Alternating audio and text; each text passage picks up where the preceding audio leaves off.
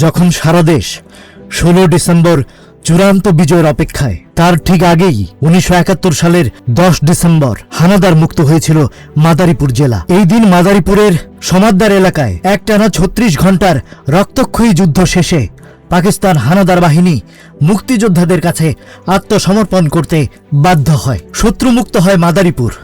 বিজয় পতাকা নিয়ে রাস্তায় নেমে আসে হাজার হাজার মুক্তিকামী মানুষ। দীর্ঘ 9 মাসের যুদ্ধের পর নভেম্বরের শেষ দিকে শিবচর এবং ডিসেম্বরের শুরুতে রাজৈর ও কালকিনি মুক্ত হয়।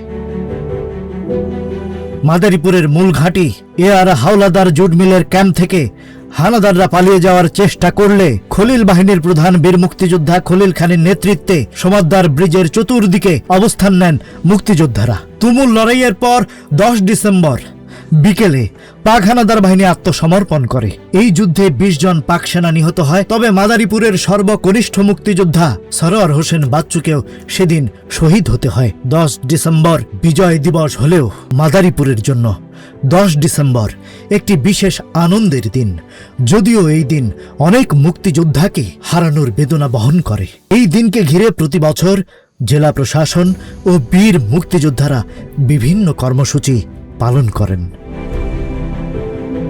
মাদারীপুর প্রতিনিধি মেহেদি হাসান সোহাগের তথ্যচিত্রে ডেস্ক রিপোর্ট।